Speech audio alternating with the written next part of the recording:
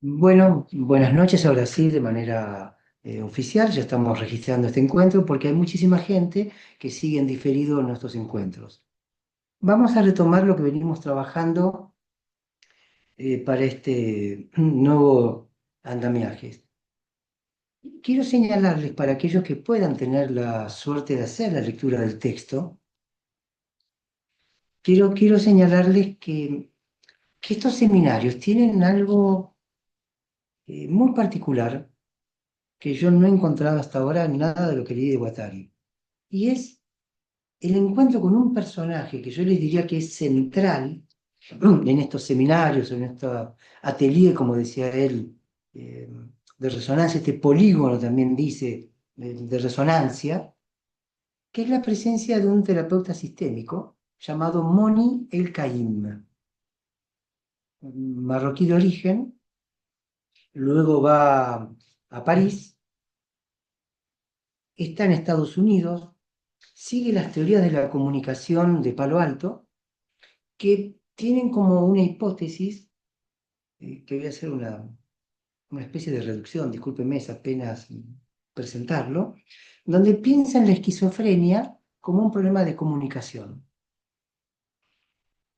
¿sí? Una suerte de déficit o de imposibilidad por parte de aquel que está tomado por ese cuadro llamado esquizofrenia, de imposibilidad de poder sintetizar o reunir el plano de la expresión con el plano verbal. De ahí que hablen de un doble vínculo o double bind. No voy a profundizar más porque la próxima reunión vamos acá a presentarles directamente a Monil Caim, ¿sí? Ahora, ¿por qué señalo esto? Porque este Monil Caim, amigo de Guattari, creo realmente, más que un seminario de Guattari, tendría que llamarse un seminario de Guattari de Caim, porque es el personaje con quien está Guattari discutiendo. Y les aclaro, es fantástico esa discusión, sobre todo para nosotros que venimos del campo del psicoanálisis, más tomados por esa, ¿cómo decir?, encuadre psicoanalítico, que encontramos acá una apertura enorme, una discursividad realmente fantástica, con lo que podríamos llamar otros discursos, pero que también se abocan a lo mismo que hacemos nosotros, ¿no? Escuchar gente. Y vamos a observar una gran preocupación en esta gente que está discutiendo por la clínica. Hola Néstor, ahí te veo, hace tiempo que no te veía. Digamos, esa preocupación hace caer cualquier calcificación teórica y abre una espontaneidad enorme. Por eso les digo, quien tenga la posibilidad de conseguir estos libros para poder leerlos, es una apertura realmente fantástica. Pero cuando digo apertura, no es solamente apertura en cuanto que uno puede leer algo del psicoanálisis y repensarlo. Es realmente una apertura al pensamiento más allá de cualquier, si me permiten, trademark, de cualquier marca registrada, que hace muchas veces que uno quede encapsulado a ciertos enunciados de los cuales no se puede salir y que tienen lamentablemente el efecto de estropear el potencial terapéutico de cada uno de aquellos que quieren dedicarse a esto. ¿Por qué? Porque aquellos que quieren dedicarse a esto no tienen más remedio, al quedar tomados por esos mandatos, llamémosle psicoanalíticos, a tener que hacer pasar su intervención o sus intervenciones por todo un andamiaje científico universitario, digamos, o de escuelas analíticas. Es decir, en vez de decir lo que tienen frente a sí y que salta, no intervienen porque tienen que traducirlo en su intervención a aquello que se supone aprendieron. Y es una gran paradoja, porque aquello que se supone aprendieron impide la creatividad, impide la conexión, impide ver lo que salta a la vista. Entonces, en estos encuentros, donde tenemos un Guattari esquizoanalista, pero que también sigue la línea del psicoanálisis, ustedes ya conocen, asistente al seminario de Lacan, trabaja con Jean Louis, etcétera, etcétera. Moni el-Caim trayendo y poniendo en la bandeja del discurso teorías norteamericanas. Yo les aclaro que esto que nos pasa, por ejemplo, en algún momento en Francia, era mala palabra hablar de esto. Cualquier cosa norteamericana era mala palabra. Palo Alto, estos sistémicos, conductistas. El mismo Lacan criticaba The American Way of Life. Bueno, cuando hablamos de agenciamiento, ahí tenemos un agenciamiento, The American Way of Life. Pero acá, en este polígono discursivo, Guattari, el Caim, está también Jean Polak, está Alain Bessel, que es un psicoanalista muy lacaniano, y se arma un ida y vuelta realmente muy interesante. Entonces, lo primero que quería señalarles es que la presencia de Moni el-Caim realmente le da un aire a todo lo que vamos a ver y una apertura que van a ver un Guattari desbocado, al punto tal que cuando comienza alguna de las sesiones dice, ajustense los cinturones. Y sí, vamos a ver ya en un ratito las cosas que dice. Luego, les recomiendo a quienes puedan, para seguir estos enunciados que estamos haciendo acá, ver algunas películas. Una de las películas citadas en el texto es El Resplandor, Kubrick, ¿no? Sí. El director, película antigua, excelente, quizás hoy, no, vamos a ver algo de esa película hoy también. El Resplandor. La siguiente película que mencionan, pudimos verla con Estela el fin de semana, Max y los chatarreros. Max y los chatarreros. No sé si podés decir si está ahí. Sí, sí, yo tengo. Y ahora Estela nos va a decir el director, es conocido. Película del 70 debe ser, 60, 70. Y luego otra película más que se llama El crepúsculo de los ídolos. Para quienes busquen las películas, una actriz muy conocida en Max y los chatarreros es Romy Schneider. ¿Se recuerda? Jovencísima, Una jovencísima bellísima, Romy Schneider. bellísima siempre, pero re joven. Acá está, es de 1971. Ahí está. Claude Sauter. Claude Sautet, o Sautet, Max y les Ferreyeurs, Max y los chatarreros. Es un policial. Es un policial. De una novela de Claude Nelon. Exactamente. Basado en una novela. Bueno, con esto ya le di más o menos una presentación. Va a haber algo más también, realmente muy, pero muy interesante, que vamos a ver en algunas de las reuniones, pero se los adelanto para quienes quieran buscar algo, aportar algo, que es la historia de un médico húngaro que es el precursor del lavado de manos en medicina. Es a partir de él que los médicos constatan que al no lavarse las manos estaban infectando a los pacientes.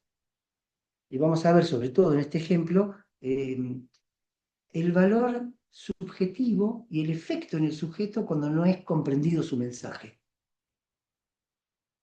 Bueno, con esto ya les he dado, me parece, varios elementos para aquellos que quieran ir continuando con nosotros. Vamos a comenzar porque nuestra idea es terminar 10:15, es una hora aquí en Argentina para quienes estamos acá en este uso horario, hay gente que es de México, que ya estamos cansados. Entonces preferimos acortar un poquito, pero hacerlo quizás más intenso. Yo le voy a pedir a Estela que tome de este seminario 1, la página 22, apenas hago la introducción, ¿no? Leo yo y después seguís vos. Dale. Guattari. Dice, hay ocasiones cuando efectivamente pasa algo, pero no estamos en condiciones de dar cuenta de ello. Lo que ha pasado en ocasiones, uno puede atribuirlo a otra cosa. Además, creo que esto es frecuente en la terapia familiar. Es una práctica, por lo general, eficaz, donde pasa efectivamente algo, pero se lo trata a través de aparatos teóricos que, en mi parecer, esto dice Guattari, están completamente fuera de juego. Para los que éramos lacanianos, digamos, testigos de Lacan, hablar de terapia familiar era mala palabra. Claro, eso estaba pensando. Bueno, acá pasa a ser buena palabra. Cualquier tipo de terapia es una posibilidad, una apertura, donde él dice, bueno, que a veces teóricamente no se puede dar cuenta de por qué, pero dice Guattari, cuando funciona, funciona. Pero dice, en algún momento, ese mismo equipamiento teórico, y esto es lo que yo quería señalar, ese mismo equipamiento teórico puede producir el efecto inverso, hará un efecto bloqueo. Bueno, esto es lo que creo que pasa a veces con aquellos que siguen a rajatablas el psicoanálisis o cualquier teoría. Efectivamente tiene un momento de apertura. Efectivamente parece que la cosa marcha. Concretamente uno dice, wow, soy analista.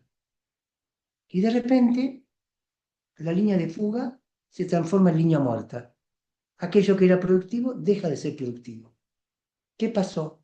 Que la misma teoría que posibilitó la apertura, al mismo tiempo posibilitó el cierre. Esto es lo que está diciendo acá Félix Guattari. Dice el Caín. Por otra parte, personas diferentes utilizan la misma herramienta teórica de forma extremadamente diferente. Los resultados específicos para ciertas personas son solo la actualización de una práctica, que no es en absoluto una práctica ligada al aparato. Y acá va a seguir entonces si Estela, como tenía pensado, que era hacer esta pequeña introducción. ¿Dónde Guattari? Exactamente. Y seguir. Bueno, alguien que nos identifica dice, en suma, cada uno tiene un potencial terapéutico y luego eso funciona o no funciona. Esto a mí me parece genial, decir que cada uno tiene un potencial terapéutico.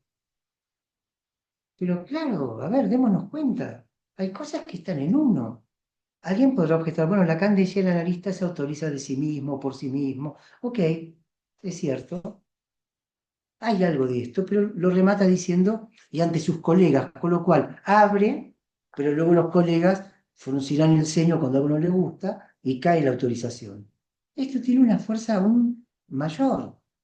Cada quien tiene su potencial terapéutico.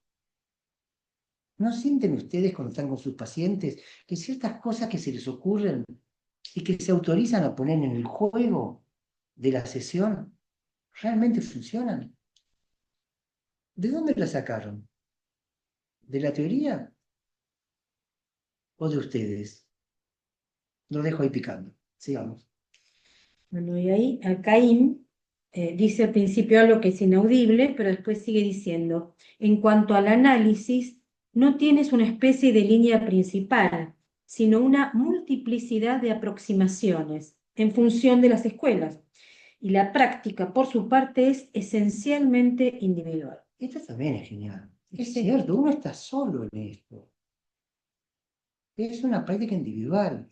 Es la soledad. Bueno, Lacan decía solo como siempre. Sí, uno está solo. Pero está solo con ese cajón de herramientas donde para mí el valor de la teoría no está en aprendérsela. El valor de la teoría está en que nos puede inspirar. Tiene un valor de inspiración. Uno no se aprende una poesía de memoria. Uno con la poesía siente cosas, dice cosas, produce cosas. Entonces, para mí, la llamada teoría tiene ese lugar. Es una especie de fuente que uno puede beber, inspirarse, escuchar, dejarse atravesar, renunciar a comprender. Porque cuando uno quiere comprender, uno queda bloqueado porque uno dice, no entiendo nada. Y entonces cierro el libro. Muchísimas de las cosas que leo acá en Guattari, y créanme, no lo leo una vez, pues lo leo 3 veces, son absolutamente incomprensibles. No sé si a vos te pasa, a ustedes le pasa, hasta que se hace un pequeño haz de luz. Ese haz de luz es el que a uno lo inspira. Espero poder reeditar esto hoy aquí con ustedes. Dale, Estrella. Y Guattari dice, de un modo general, yo decía que la problemática de los agenciamientos colectivos y de los agenciamientos maquínicos, explicaré la diferencia después, aclara, no necesariamente conlleva componentes de semiología significante, hechos subjetivos, hechos intersubjetivos, hechos concienciales. ¿De qué hablo aquí? ¿Quieren ejemplos? Bueno, acá lo que voy a hacer yo ahora es leer Sí. los títulos nada más, Sí. porque si no nos vamos a aburrir. Pero quiero presentarles un poco la complejidad de este pensamiento. Él dice, agenciamientos no semiotizados. ¿Quieres seguir? No, no, no. No. Puede ser, por ejemplo, un sistema de codificación endocrino o un sistema de regulación nerviosa. Ay, eso no me entiendo nada. Agenciamientos semiotizados, pero no subjetivos. Son los títulos, ¿eh? Puede tener semióticas perceptivas, aferencias perceptivas o fenómenos como lo de la coraza, el tono respiratorio de los que hablaba Reich. Para quienes conocen Reich, él tenía toda una teoría respecto de la respiración y utilizaba muchas veces en sus tratamientos decirle al paciente, espere, respire, tranquilo, cambie su ritmo respiratorio, porque él pensaba que había como una especie de coraza que provocaba angustia y que la respiración podía ser de utilidad para salir de esa coraza. ¿Quieren que les diga algo? Es altamente efectivo. Sí. Sobre todo con pacientes que están con una suerte de ataque de pánico, es volver a un control mínimo para luego poder hablar. Son recursos, ¿eh? Vínculos subjetivos o subjetivados, pero no concientizados. Esto es algo de lo más complicado, porque él habla de una conciencia que no es consciente. Y dice que en el sueño, les digo esto para ayudarlos, hay una conciencia no consciente. Pero si uno se pone a pensar, es cierto, ¿eh? Cuando uno está soñando, hay una conciencia de que es un sueño, pero al mismo tiempo no es consciente esa conciencia. Luego va a dar un ejemplo, así para ayudar un poquito al pensamiento de ustedes, de cuando uno maneja el auto, pero inconscientemente, digamos, pero estás con conciencia. Es una conciencia sin conciencia. Como automática, no podemos decir que no hay control. Paro, freno, hago los cambios. Si es automático, Claro. acelero. Paro, pero sigo las reglas. Claro. Sí, exactamente. Entonces estoy consciente. Sin embargo, estoy conversando, escuchando música, pero no pierdo el control.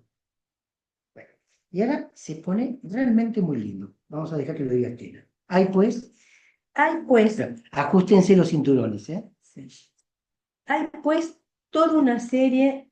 ¿Entraste? Sí. Hay pues. Hay pues toda una serie de componentes que pueden entrar en los agenciamientos y no hay razón para decir que dependen de una problemática del sujeto inconsciente. Bueno, escuchen esto que viene ahora, ¿eh? Allí, un freudiano o un lacaniano podría objetar: el inconsciente del que usted habla no es el inconsciente psicoanalítico. Es un inconsciente que existe, desde luego, pero el inconsciente psicoanalítico es específicamente un inconsciente relativo a cadenas significantes, relativo a una subjetivación, a fenómenos eventuales de conciencialización. Acá está haciendo una especie de revisión de cuando Freud escribe, creo que era ¿puede los legos ejercer el análisis, diálogo con un juez imparcial? Y habla como consigo mismo. Entonces acá está él mismo objetándose. Bueno, él sabe mucho de Lacan, paciente de Lacan, va a la escuela de Lacan, tiene conocimiento muy claro. ¿Sabe lo que le diría? Sí, bueno, a Guattari le decían el pequeño Lacan. O sea, que era alguien que estaba muy, muy comprometido con la teoría de Lacan. Entonces él dice, bueno, me van a objetar, un lacaniano, el inconsciente es aquello que ta. Pero sigan. Por mi parte, digo que el inconsciente del que hablo tiene dos partes, o que hay dos inconscientes, y eso forma parte del mismo campo. Acá Claro empezamos, está. como les dije, ajustense los cinturones. Claro. Dos inconscientes. Más adelante vamos a ver que hay cuatro. Y más adelante va a decir que el inconsciente no existe. Pero ajustense los cinturones. Y permítanse no comprender. No se trata de comprender. No es que tenemos que dar un examen. Se trata de ver qué cosas nos tocan y luego que aplican nuestras prácticas. Si quieren un resumen, libertad para poder liberar ese potencial terapéutico de cada quien que quiere dedicarse a esto. Claro. Hay un inconsciente maquínico molecular que depende de sistemas de codificación, de sistemas automáticos, de sistemas moldeados, de préstamos, etc., que no ponen en juego ni cadenas semióticas ni fenómenos de subjetivación de vínculos sujeto-objeto, ni fenómenos de conciencia, sino que ponen en juego lo que yo llamo fenómenos de servidumbre maquínica, donde algunas funciones y órganos entran directamente en interacción con sistemas maquínicos, sistemas semióticos. Entonces, ustedes saben que él tiene un texto que se llama La Revolución Molecular y que el tipo de propuesta de él es que si es que hay una revolución, lo es en términos moleculares y no en términos molares. Es una gran distinción que nos permite meternos en este mar tan revuelto que es el mar Guattari, que es un mar cambiante, con, digamos, corrientes que chocan entre sí, difícil de hacer pie, que de repente es calmo y uno dice, uy, entiendo, de repente no entiendo, pero como guía hay algo que es molecular y algo que es molar. La revolución, el cambio que piensa Guattari es a nivel molecular y no molar. Molar sería un conjunto de moléculas. ¿Sí? Bueno, sigamos. El ejemplo que tomo siempre es el de la conducción de un automóvil en estado de ensoñación.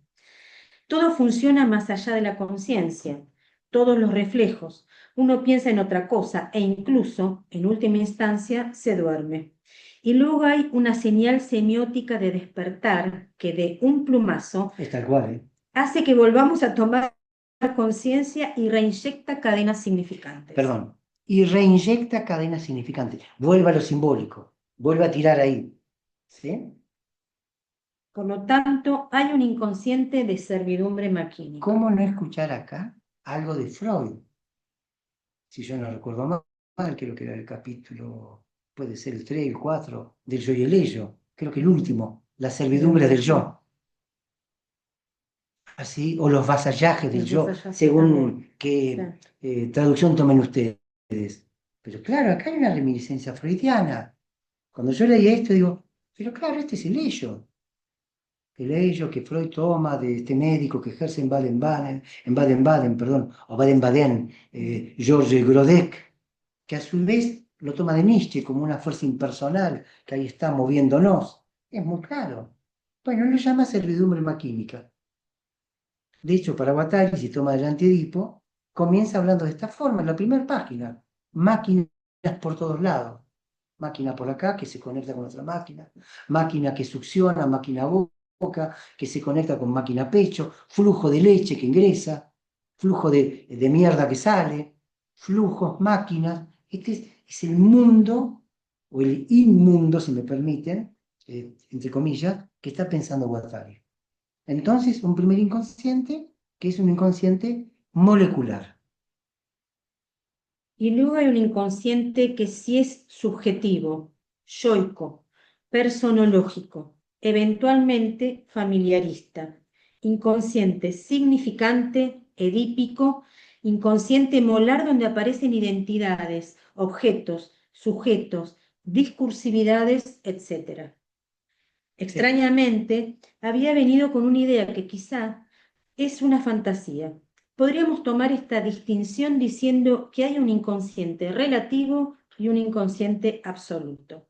Pero me parecía que el inconsciente absoluto era precisamente la conciencia no tética, la conciencia sin objeto, los mecanismos de servidumbre, ya que en el tipo de presencia así, sin objeto, De presencia sin así, objeto. sí, perdón, así, sin objeto, que es el de los ejemplos que tomo, de la conducción del automóvil o escuchar música, hay un fenómeno de conciencialización. Más exactamente, hay varios, ya que son todos diferentes entre sí. Hay una conciencia sin objeto que es el inconsciente absoluto. Es verdaderamente un oxímoron que yo les diría rompe, es un impensable esto. Es realmente imposible de pensar. Por lo menos con las coordenadas yoicas, tomando el principio de realidad o cierta lógica del pensamiento. Esta es otra lógica. Hay una conciencia sin objeto. ¿Cómo va a haber una conciencia sin objeto? ¿Cómo podría haberlo? Esto tiene un parentesco muy cercano a cuando Freud hablaba de representaciones inconscientes, porque la noción de representación es algo que presenta algo ante alguien. ¿Cómo podría haber una representación que no tenga ante quién representar? ¿Cómo habría una representación inconsciente? ¿Ante qué representa? Pero Freud, ¿qué estás diciendo? Freud asistía a los cursos de Brentano. Brentano hablaba de la psicología de la conciencia, de las representaciones como un hecho consciente, representar, volver a presentar, ante la conciencia. ¿Cómo podría haber una representación inconsciente? ¿De dónde viene? ¿Qué es esto? Bueno, acá damos una vuelta de tuerca más. Hay una conciencia sin objeto, que es el inconsciente absoluto. Yo tiro siempre como alguna cuestión para agarrarme, porque si no caigo en el agujero negro y no me puedo salir de ahí. Bueno, me ayudo pensando, bueno, es el saber no sabido. Hay un saber no sabido. Y bueno, debe andar por este lado. Lo que pasa es que la potencia de esto es enorme. Yo quiero avanzar para ir más rápido, pero al mismo tiempo digo, es tan difícil avanzar porque miren, hay un inconsciente que sí es subjetivo, yoico, personológico, eventualmente familiarista, inconsciente significante, edípico, inconsciente molar donde aparecen identidades, objetos, sujetos, discursividades. Pero entonces este inconsciente es el que tenemos nosotros más contacto, familiarista, edipo, sueños. Mi papá dijo que tengo, me parece esto. Pero entonces el inconsciente absoluto, ¿con qué nos conecta? ¿Qué tipos de agenciamiento abre? ¿Qué tipo de relaciones pone en juego? ¿Qué tipo de incorporales? ¿Qué situaciones produce, mueve, motiva? ¡Qué apertura enorme! Entonces, ¿cuántas cosas estamos dejando de ver cuando escuchamos a alguien? ¿Cuántas cosas estamos dejando de escuchar cuando escuchamos a alguien pensando en ese inconsciente familiarista, edípico, significante, que nos guía como una especie de radar hacia tal o cual cosa? Qué audacia la de Freud de hablar de atención flotante, ¿eh? Qué audacia de Freud, porque Freud pesca algo de esto. Evidentemente la apertura freudiana es inmensa, solo que luego, como critican los autores de Les Guattari, lo vuelve a aplastar por vía de la interpretación. En vez de buscar la conexión, que de hecho lo hace primero, busca las conexiones, hable de lo que sea, hable sin pensar, luego empieza, asocie, y luego el analista interpreta y entonces pliega. Y al plegar, sale del inconsciente molecular y vuelve al inconsciente molar. Veremos más adelante que es un gran problema porque esto nos lleva a la fantasía y a lo simbólico. Y acá con Guattari estamos yendo a la realidad y a lo real, y a lo que hay, no a lo simbólico. Se trata de lo que hay ahí, no de lo que representa lo que hay ahí. Esto a mí me rompió la cabeza, ¿eh? Porque uno está acostumbrado a pensar en términos de representaciones, de escenario, de teatro, fantasía, fantasma, relación con el objeto a través del fantasma, o sea, el objeto cae y nunca es accesible. Y acá hay una positividad del deseo que no requiere de la fantasía. Después veremos qué hacemos con la interpretación. Pero para no dejarlos en ascuas, vamos a privilegiar la conexión en lugar de la interpretación. No perdemos una herramienta al acercar la interpretación. Ganamos una herramienta excelente, la conexión de esto con otra cosa, de agenciamientos distintos, una multiplicidad de agenciamientos, y no quedan aplastados en una interpretación. Lo que a usted le pasa es que en realidad usted ve, no sé, en su hija a su madre, o en su mujer esto, o en su esposo a su padre, y eso aplasta. Es más rizomático, porque a ver. Brillante, se trata justamente de eso, de una producción rizomática, de una apertura enorme, a la que no tenemos que tener miedo. Es decir, entiendo por qué uno le tiene miedo, porque uno pierde el control. Pero de eso se trataba. Eso es lo que dice Lacan, la falta de ser del analista, la castración. El problema no es Lacan, el problema no es Freud, el problema son los freudianos, el problema son los lacanianos. Hay que aceptarlo. El gran problema son aquellos que se apropian de las ideas para reeditarlas bajo su nombre y apellido, escondidos en el nombre de Lacan. Ese para mí es el gran problema que tenemos. Bueno, vamos a hacer un poquitito. Dale. ¿En esto mismo? Eh, Quizás. no, no, vamos a avanzar un poco más. Pero se lo lleva acá. Si lo encuentro. Denme un segundito, ustedes saben que cuando uno busca algo es más difícil de encontrar.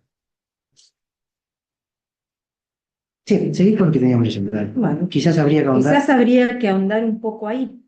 A mi modo de ver, es un problema teórico interesante. Desde el momento en que un proceso de codificación, sea cual sea, es tomado en un agenciamiento, se debe poder hablar de un fenómeno de conciencia. Hay una conciencia del inconsciente en el sueño, pero es evidentemente una conciencia onírica particular en el sueño. Que es un poco lo que veíamos antes, es Claro. cierto. Hay una conciencia del inconsciente. Esto también tiene una potencia muy fuerte. Traten de pensarlo un instante, una conciencia del inconsciente. Entonces somos conscientes del inconsciente. Ah, bueno, no somos inconscientes del inconsciente. Somos conscientes del inconsciente. En efecto, hay una relación. Esto no sería problemas teóricos que yo no quiero entrar porque creo que embarran. Porque Freud proponía un spalto, un corte radical consciente-inconsciente. Acá estaríamos cuestionando ese corte radical. Aquí habría una continuidad más que un spalto, un corte. Que les confieso, nunca me gustó mucho pensar que había un corte, pues entonces, ¿cuándo se juntaba? Que hay una continuidad, pero que solo puede ser pensado como una juntura de elementos heterogéneos, no homogéneos. Claro, es una especie de síntesis, como dicen en Mil Mesetas, de síntesis disyuntiva. Elementos disyuntos se fusionan sin perder esa diferencia, pero entrando en conexión. Por eso decía, es muy fértil buscar conexiones. ¿Con qué se conecta esto? En lugar de interpretar. Dale un poquito más. Hay una conciencia en la meditación trascendental, en el budismo zen, en el fenómeno de ruptura del vínculo con el objeto. Esto tal vez podría ayudarnos a salir de esa aporía que es la idea de una subjetividad inconsciente y del problema de la conciencia. Vamos a repetirlo. Esto tal vez podría ayudarnos a salir de esa aporía. Recuerden que una aporía, a partícula privativa, poro, salida, una aporía es un camino que no tiene salida. Entonces acá está saliendo de la aporía, está haciendo lo que él llama una transitancia, o sea, un tránsito. Está saliendo de lo que no tiene salida, que uno dice, pero entonces tiene salida. Sí, es que al salir hago caer la aporía. Volví a leerlo. ¿Para dónde estoy? Esto tal vez podría ayudarnos a salir de esa aporía, que es la idea de una subjetividad inconsciente y del problema de la conciencia. De hecho, La conciencia absoluta que lo dice, ¿no? no, No es la conciencia. no. Ok. De hecho, hay millones de conciencias y puede que la conciencia absoluta sea la que corresponde a procesos de codificación, a montajes afectivos, psicosomáticos, perceptivos, y donde ya no hay vínculos subjetivos. Claro, cada letra que hacemos, cada Sí. rengloncito tiene una complejidad. Guattari, ¿cómo vas a decir que hay millones de conciencias? O sea, uno dirá, no me puedes hacer esto, no puedes decir que hay millones de conciencias. Bueno, pero las hay. No hay un sujeto en Guattari, una multiplicidad, que es quizás lo más difícil de comprender. Que podemos ser varios en agenciamientos distintos, que es la noción para ayudarse de los devenires. Que cuando cambio de agenciamiento, devengo otro que quien era. Y es verdad, porque en un lugar somos de una forma, en otro lugar somos de otra forma. Sí, pero ahí te chocas con el concepto de identidad, porque Queda que es vuela. donde uno se agarra, digamos, ¿no? Vienen a decir, quiero saber quién soy? Y qué sé yo, como Alicia, hoy soy así, pero a la mañana era otra. El Hoy soy concepto de esta. identidad vuela por los aires. Claro, Sí, claro, ese es el claro. tema. El concepto de identidad es parte del aparato de captura del sistema que necesita Identifíquese. fijarte a un nombre, a un apellido. Identifíquese. Durante la dictadura en Argentina eran comunes los carteles que decían, identifíquese. Claro. Soy yo, Eduardo, y no otra persona más que yo. Bueno, hemos trabajado los heterónimos con, ¿cómo se llama el escritor portugués? A ver Sí, si alguien me ayuda, el libro de Bernardo Soares es un heterónimo. pero, bueno, ya Escritor no me portugués, sale. ya no venía el nombre. Escribía Sí, no Lisboa. sé, sí, Sí, pero- me sale el título en francés. Es el libro de la que él dice, tengo un gran peso, bueno, no, y al sí. tener heterónimos, no tiene Pessoa. peso. Ahí está, peso. Él usa heterónimos. Bueno, fantástico. De eso se trata, de los Ujú. heterónimos. Que uno deviene otro que quien es, según el agenciamiento donde esté. Y guarden esto que es muy importante.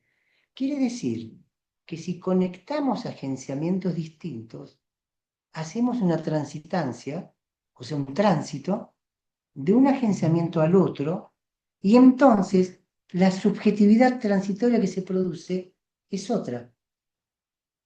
¿Saben quién anduvo muy cerca de este concepto? Jean Alouche. Siempre tuve una especie de idea, que nunca me confirmó él, de que él era lector de Guattari. En algunos de los libros de él, algo de Guattari se Algo se filtra, ve, sí. por ejemplo, en El sexo del amo directamente cita a Guattari, en la preocupación por lo social. En El otro sexo hace un comentario sobre 3.000 millones de perversos, que es una publicación que dirige Guattari. ¿En qué Alouche dice algo de esto? Quizás me enloquecí. Cuando habla del psicoanálisis como erotología de pasaje. Jean Alouche propone el psicoanálisis como una erotología de pasaje. ¿Pasaje de qué y qué? ¿De dónde hacia dónde? ¿De qué punto hacia qué punto? Bueno, yo lo clarifico con esto, de un agenciamiento al otro. Porque el paciente viene atrapado por un agenciamiento del cual no puede salirse. De esto sufre, de esto es angustia. La misma noción de angustia, angostae, es un camino que esa chica que no puedo pasar. O sea que la angustia se da cuando no puedo pasar, no puedo salirme. Y como no puedo salirme, caigo en un agujero negro. Dale, vamos a ver. Sí, igual voy a leer de arriba porque la ¿Vale? última frase ¿Cómo es no? la frutilla del postre. Dice, de hecho, hay millones de conciencias y puede que la conciencia absoluta sea la que corresponde a procesos de codificación, a montajes afectivos, psicosomáticos, perceptivos, y donde ya no hay vínculos subjetivos. Habría entonces una conciencia asubjetiva, que sería de cierto modo el inconsciente absoluto.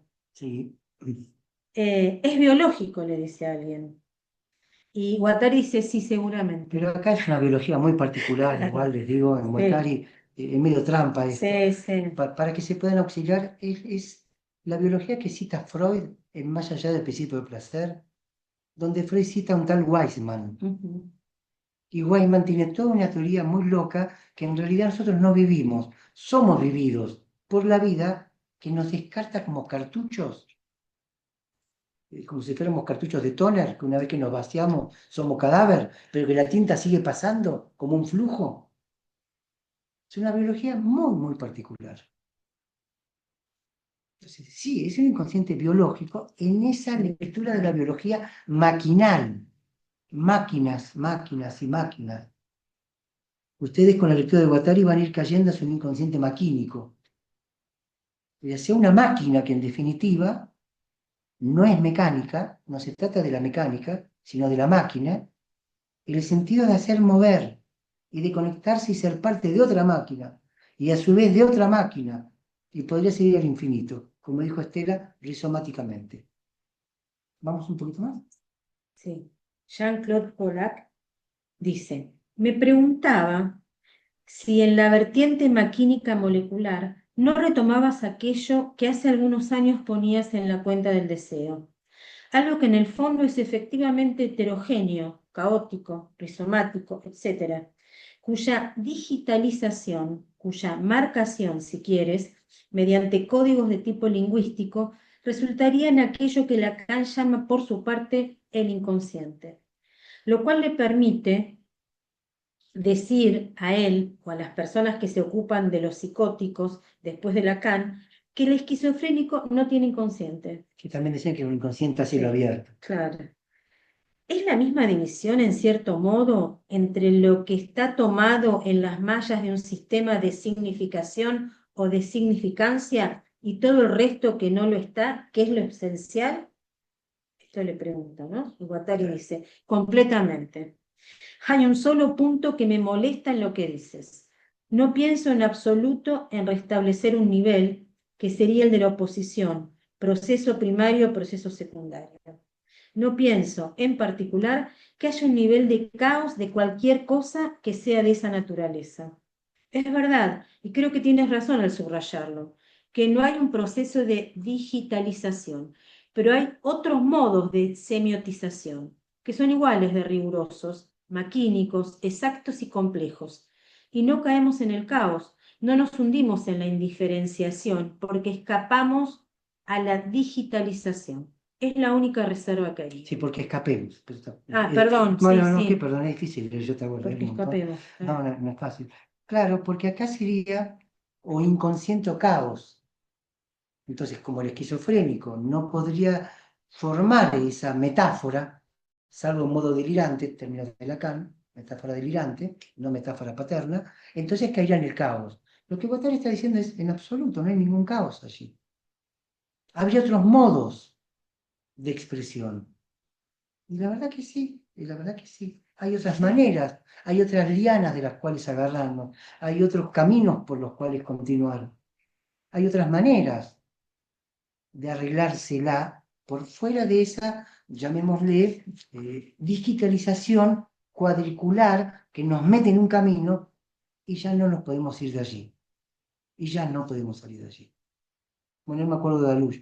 El texto de Alush, Complicaciones en PERNEPSI, alude a esta problemática, o perturbaciones o complicaciones en PERNEPSI, perversión, neurosis, psicosis. Y Alush hace toda una melange increíble del neurótico con síntomas psicóticos y abre también a un campo enorme, que no por eso es un campo caótico. O en todo caso, el caos se puede estabilizar, como dice Berardi Bifo, y hacer un caoide, que es una forma de estabilización del caos. Bueno, les dije, ajustense el cinturón. Bueno, un poquito Cachete más. por lado, sí. Sí, y ya Digo, terminamos. así pueden hablar, ¿no? Sí. Eh, No, pregun- vamos acá. Una cantante profesional, voy a tomar un ejemplo. sí.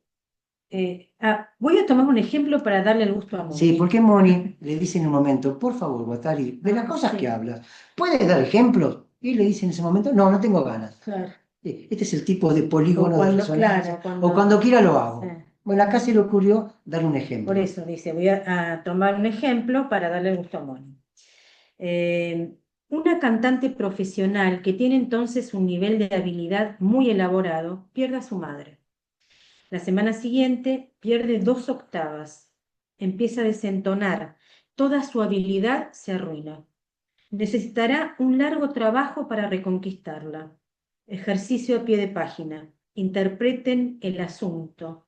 ¿Se imaginan todas las trampas? Bueno, por eso, si te ponen el asunto, cuando vean, no voy a spoiler la película, Max y los chatarreros van a ver que el que pone las trampas es finalmente quien termina cayendo en la trampa. Y no dije, no dije nada más. Ahí está. Dale.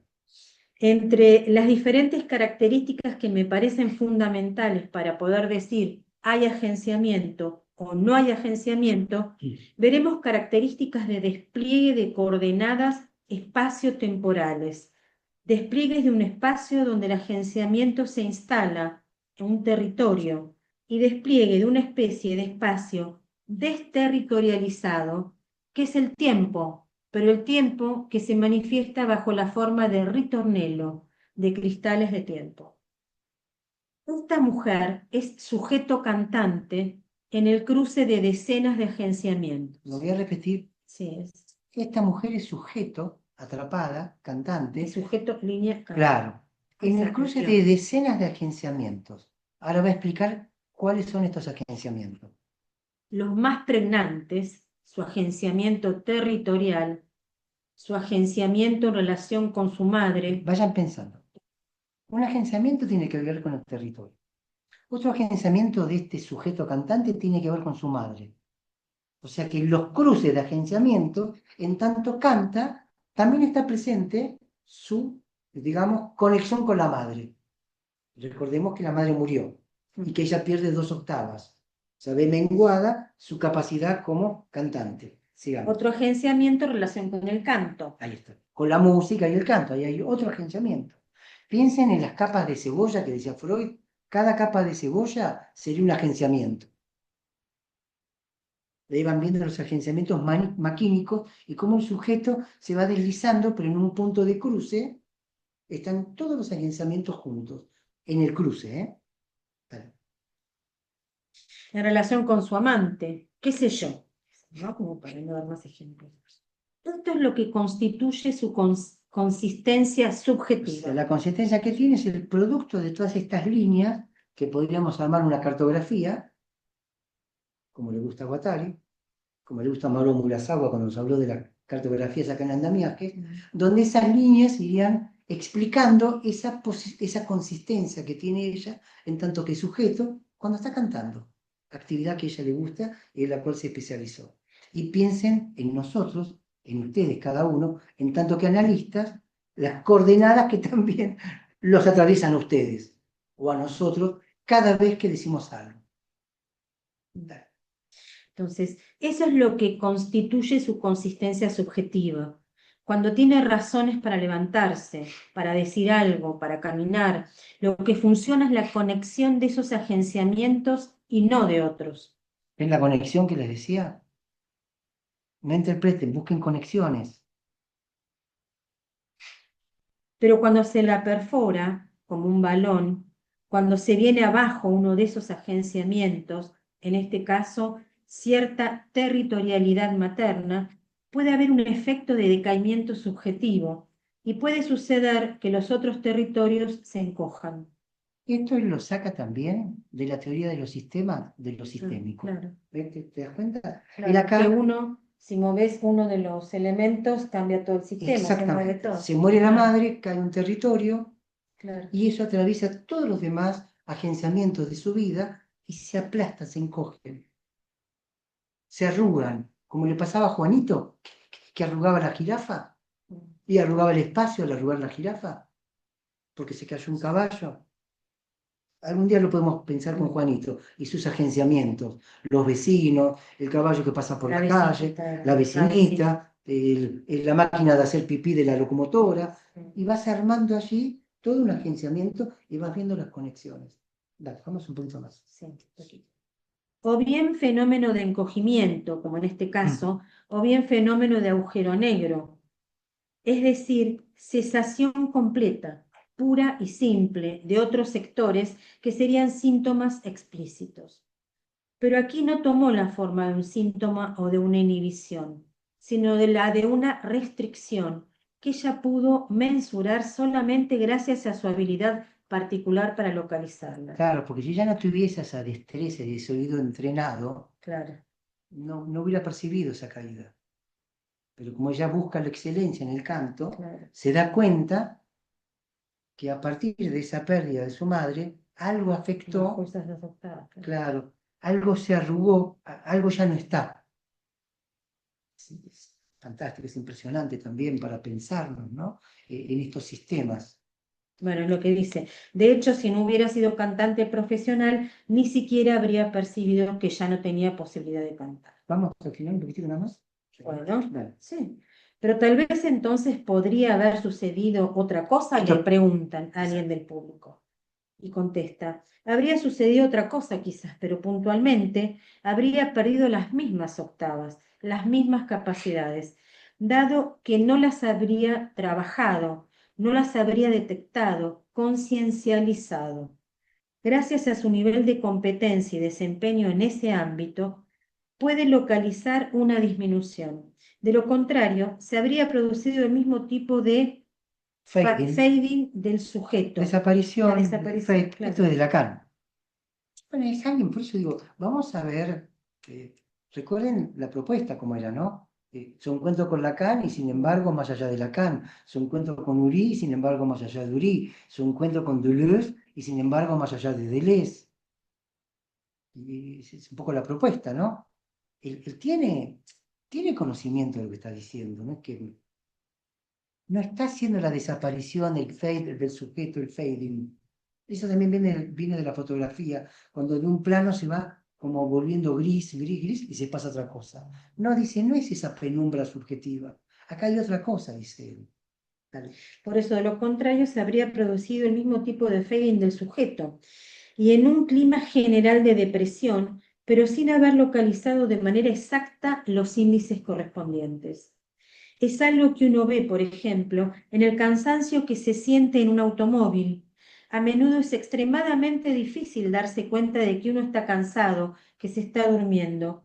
Hace falta cierto tipo de puntos de referencia.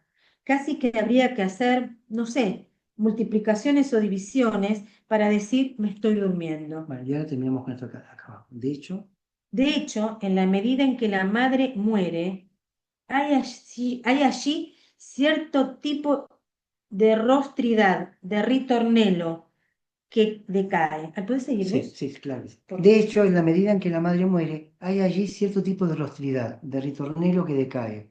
Y eso puede muy bien acarrear o bien un fenómeno de agujero negro, angustia, o bien un fenómeno de decaimiento, de repliegue. Pero por eso, esto da perfectamente cuenta del hecho de que otros territorios, como un territorio musical, sufren inmediatamente la consecuencia. Bueno, el tema de la rostridad, yo he podido apreciar cómo se juegan los duelos. Eh, por- Hay todo un capítulo en Mil Mesetas respecto del rostro. Una cosa es la cabeza, otra cosa es la cara, otra cosa es el rostro. El rostro está formado por incontables líneas. Es una maquinaria de expresión. Cuando se nos muere alguien querido, ya no podemos volver a encontrar ese rostro. Es como si dijera que los muertos no tienen más rostro. Es muy difícil imaginarse el rostro de alguien que murió y que amamos. Es verdad que podemos ver fotos, pero es una estática, no es el rostro. Eh, Uno ve ahí ve el Facebook. La foto es una instantánea de cierta manera de un rostro que es, no sé cómo decirlo, eh, tiene innumerables expresiones. El rostro está vivo. La risa, la tristeza, un gesto, otro gesto, la continuidad en ese rostro. Es como que el rostro se deformara y se formara a lo Bacon, este pintor que deforma los rostros. Entonces, claro, no tengo más ese rostro para hablar, para verme, para establecer ese contacto. Es decir, que un territorio que había no está más.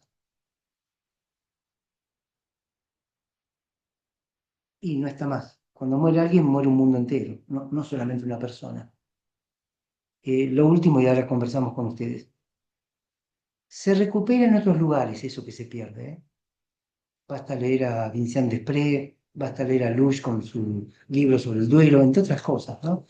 Es decir, vamos a ver que en ese inconsciente absoluto, Guattari también da lugar a los espíritus, a un montón de cosas que son también maravillosas y que hemos hablado aquí bastante en Andamiaje. Pero bueno, los dejo ahora a ustedes, ya con Estela nos cansamos, quien quiera aportar, decir algo, los estamos escuchando.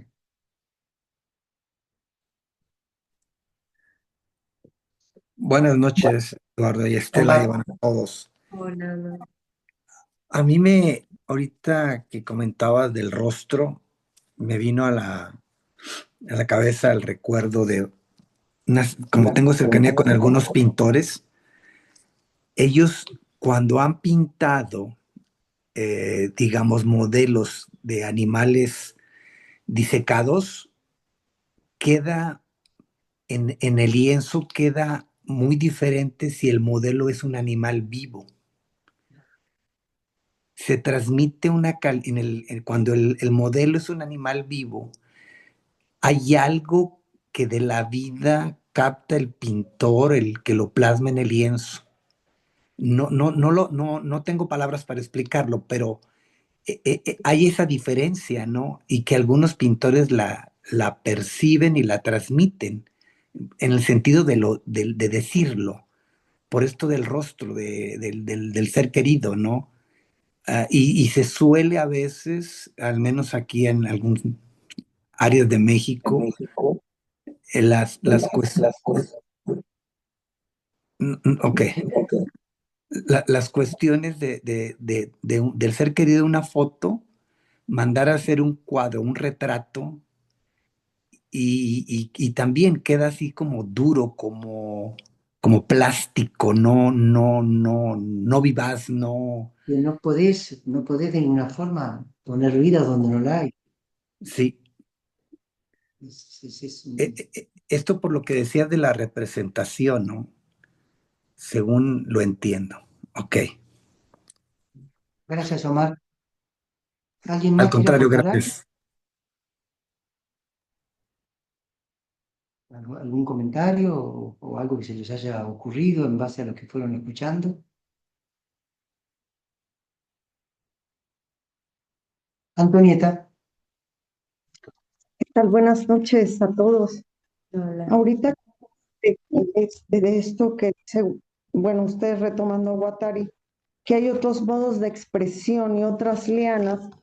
Para mí todo esto como un alimento, parece ser que mi inconsciente lo toma como un alimento.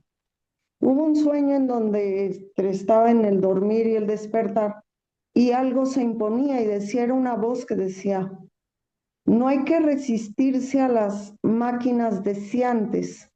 Me parece que mucho tenía que ver con esto. Como todo esto que estamos aquí conversando, bueno, que ustedes nos comparten, es un alimento de expresión también para el propio inconsciente. Bueno, eso es todo. mira, Muchas gracias.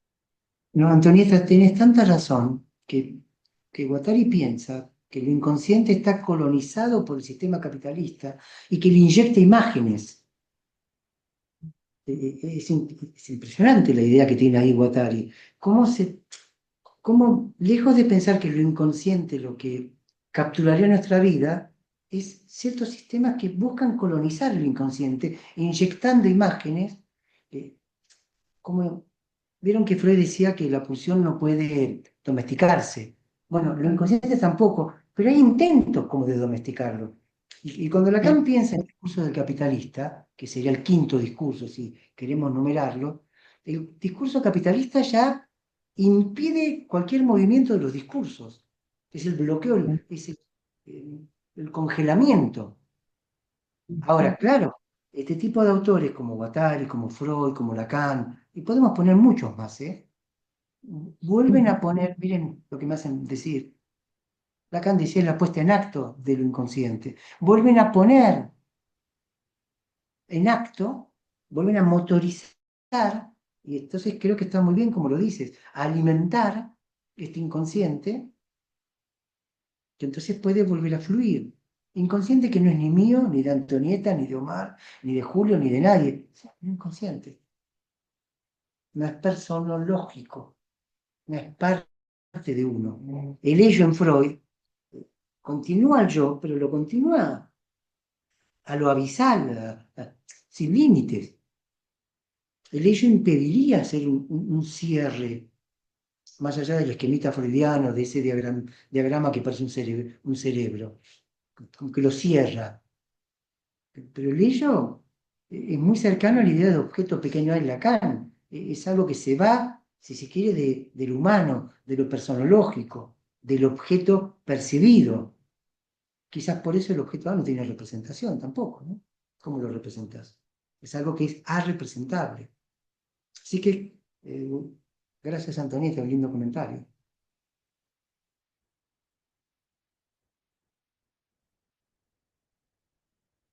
Quedan unos minutitos si alguien quiere aportar algo.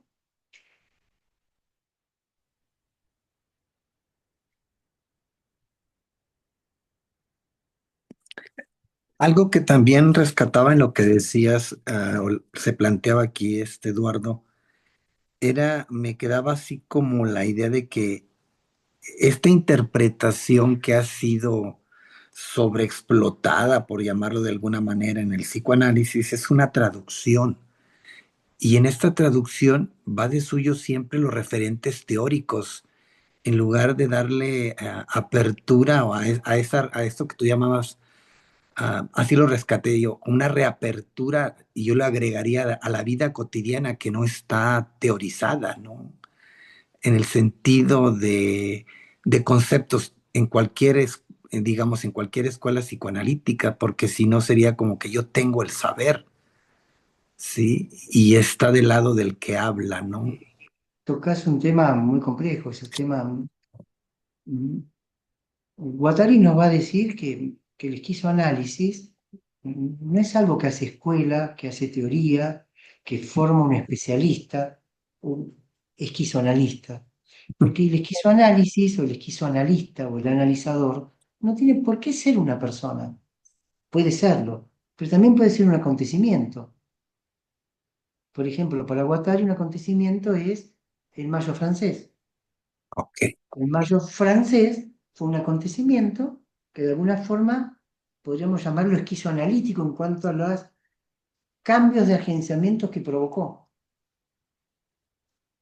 Entonces ahí vemos que ese episodio, que fue un grupo de gente, empezó en Nanterre, cuando se reprimen los estudiantes, luego se replica en París, el famoso Mayo del 68, termina siendo un tránsito de agenciamientos hacia otro agenciamiento y hacia otro agenciamiento. Entonces tuvo un valor esquizoanalítico, pero no hay una persona que movió eso, fue un flujo. Luego en broma citan, si ven el texto, a un tal Colucci, que era un cómico francés de época, una especie de Tato Bores, no sé si en México conocen, un cómico argentino que interpretaba la realidad, y este Terrible.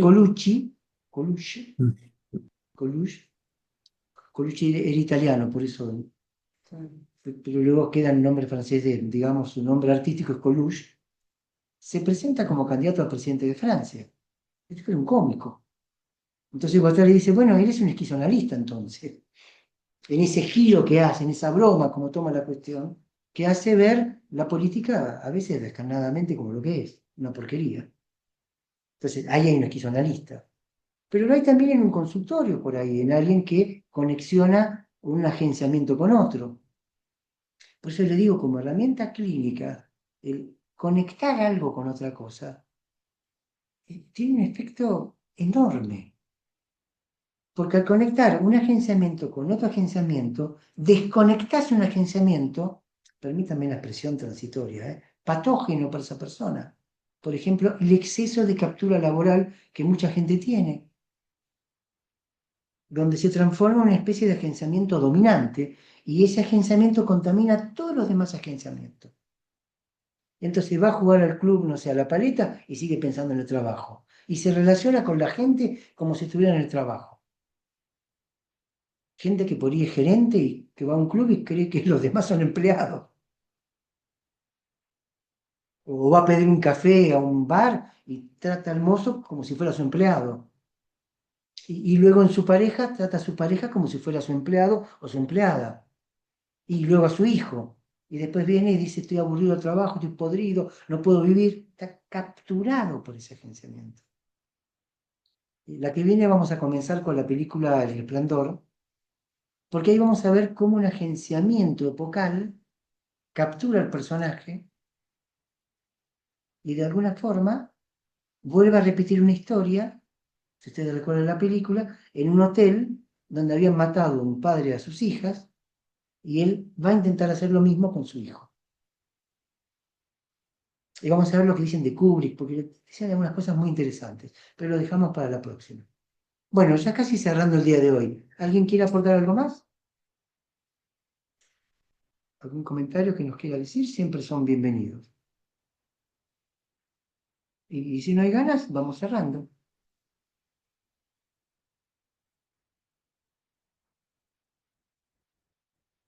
Bueno, Julio, ¿quieres agregar algo?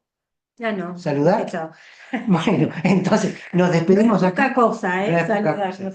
Nos despedimos acá y continuamos en 15 días. Recuerden que voy a presentarles nuevamente, o no nuevamente, por primera vez, a Moniel Caín y la teoría para comprender mucho de lo que estamos conversando acá. Así que un saludo a todos y nos vemos en Buenas 15 días. noches.